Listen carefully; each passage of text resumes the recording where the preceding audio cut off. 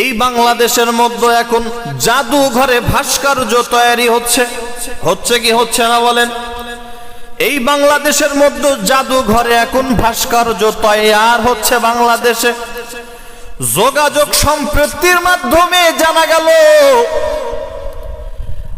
আজ থেকে 1 বছর আগে যারা এই ভাস্কর্যর বিরুদ্ধে যারা আন্দোলন করলো, যারা এত কথা বলল, এখন টাকার বিনিময়ে ক্ষমতার লোভে ভাস্কর্যর তৈয়ার হয় জাদুঘরের মধ্যে। জুলাই আন্দোলন জাদুঘরের মধ্যে ভাস্কর্য তৈয়ার হয় ক্ষমতার লোভে, টাকার লোভে। তারা আর কথা বলে না, তারা আর বলে না ভাস্কর্য বানানো যাবে না।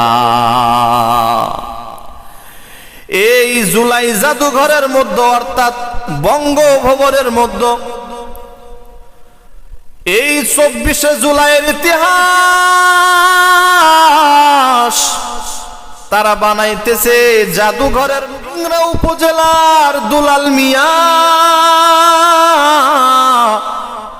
পায়ে হেঁটে হেঁটে আল্লাহ পাকের হজ করার জন্য হাজির।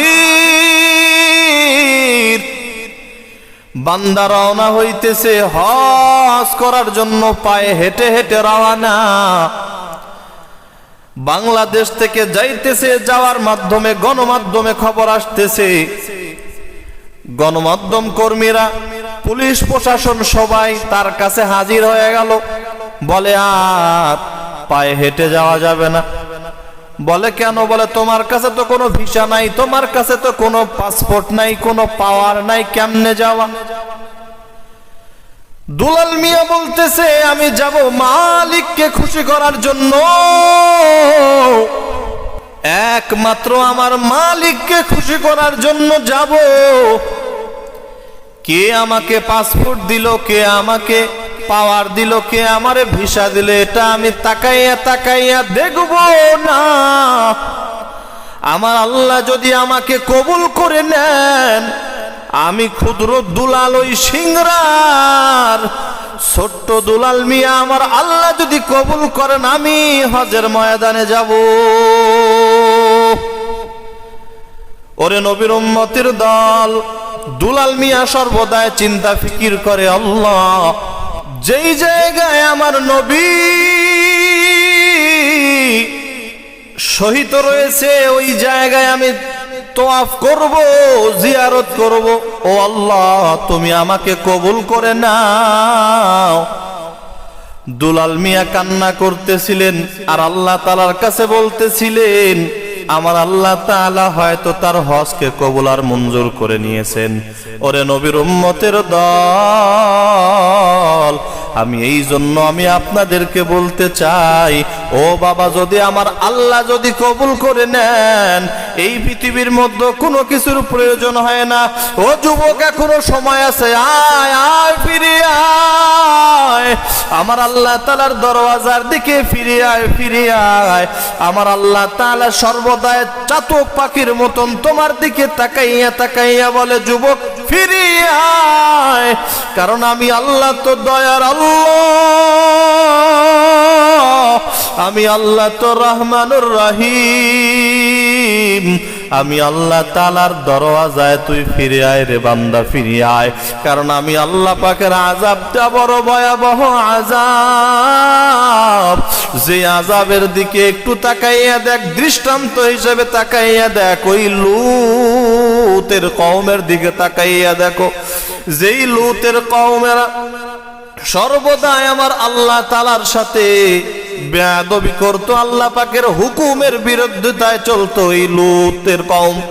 যেই লূত আলাইহিস সালামের কওম আমার মাওলা পাকের আদেশটা না মানার কারণে যেমন তারা মাটির তলদেশে চলে গিয়েছে, ও যুবক, তোমরাও যদি আমি আল্লাহ পাকের হুকুমকে যদি তোমরা না মানো, তাহলে এখন চিন্তা করে দেখো, তোমার আমার জন্য, তোমার জন্য হবে সেই অন্ধকার পথের কবর হবে। ওরে নবীর উম্মতের দল, যদি তোমরাও না মানো, তাহলে সেই লুতের কওমের মতন তোমাদের ঠিকানা হবে, মাটির নিচে ঠিকানা হবে, যেই ঠিকানার মধ্যে তোমার ভাইও থাকবে না, তোমার বাবাও তোমার কাছে আসবে না, যেই ঠিকানার মধ্যে তোমার বন্ধু বান্ধব কেউ নাই, কেউ নাই, কেউ নাই, এত আরামের ঘর, যেই ঘরের মধ্যে যদি কারেন্টটা যদি না থাকে তোমার ঘুমাইতে ভালো লাগে না, হালকা যদি মশা কামড় দেয় তুমি সহ্য করতে পারো না। ওরে যুবক, যদি তোমার হালকা অসুবিধা হয় তুমি ঘুমাইতে পারো না, থাকতে পারো না, আর যেই ঘরের মধ্যে তো কেউ নাই, আল্লাহ তাআলা বলেন আমি আল্লাহ একমাত্র, আমি রব তোমার সাথে থাকবো, একমাত্র আমি রব তোমার সাথে আছি।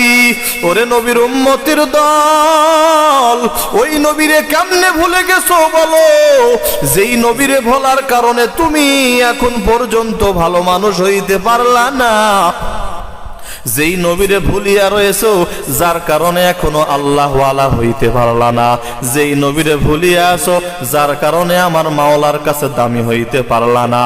আমার নবীকে যারা মানছে তারা এই দুনিয়ার উপরে আল্লাহওয়ালা হয়ে গেছে। তাকাইয়া দেখো ওমরের দিকে, তাকাইয়া দেখছো ওই আবু বকরের দিকে, তাকাইয়া দেখছো বাঁশবাড়িয়ার মুসলমান, একবারও কি চিন্তা করে দেখছো আবু বকরের জিন্দাগিটা কেমন, ওমরের জিন্দাগিটা কেমন? হাজার হাজার ঘটনার মধ্যে আমরা দেখেছি ওই ওমর সর্বদাই আমার আল্লাহর নবীর সাথে সর্বদাই দুশ্মনী করত। যে ওমর আমার নবীরে দেখতে পারতো না, আব্দুল্লাহর ছেলে মুহাম্মাদের মাথাটা নিয়ে আসো, ওমর রেডি হয়ে গেলেন, আব্দুল্লাহর ছেলে মুহাম্মাদের মাথা আনার জন্য রেডি হয়ে গেলেন। ওরে নবীর উম্মতের দল, ওই ওমর রাদিয়াল্লাহু তাআলা নবীর মাথা আনার জন্য হাজির হয়ে গেলেন। আল্লাহ পাকের কি কারিশমা! আল্লাহ পাক তার কপালের মধ্যে হেদায়েতের চাবি খুলিয়া দিলেন। রে নবীর উম্মত, ও যুবক ভাই, শুধু আমার নবীর মহাব্বত থাকার কারণে, আমার নবীর মহাব্বত থাকার কারণে ওমরের মতন মানুষ দামি হয়ে গেলেন। রে যুবক, এই পৃথিবীতে থাকার পরে তুমি যদি আমার মাওলারে যদি না চিনো, রে যুবক, আল্লাহর কসম তোমার কপালে জুতার বাড়ি, তোমার কপালে জুতার বাড়ি। কারণ মাওলা পাকের দোয়া বাতাস ভক্ষণ করলি, মাওলা পাকের দোয়া খাদ্য তুমি ভক্ষণ করলে, মাওলার দোয়া এত সুন্দর পরিবেশ তুমি নষ্ট করে ফেলেছো। ও বেঈমান, তোমার জন্য জাহান্নাম, তোমার জন্য জাহান্নাম, তোমার জন্য জাহান্নাম। এই বাংলাদেশের মধ্যে এখন জাদুঘরে ভাস্কর্য তৈরি হচ্ছে, হচ্ছে কি হচ্ছে না বলেন? এই বাংলাদেশের মধ্যে জাদুঘরে এখন ভাস্কর্য তৈরি হচ্ছে। বাংলাদেশে যোগাযোগ সম্প্রতির মাধ্যমে জানা গেল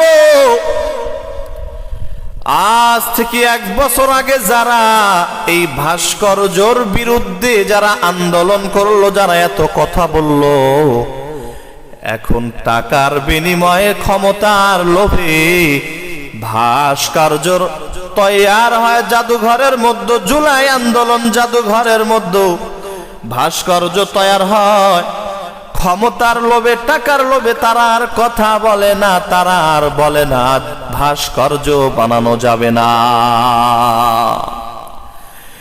এই জুলাই জাদুঘরের মধ্যে অর্থাৎ বঙ্গভবনের মধ্যে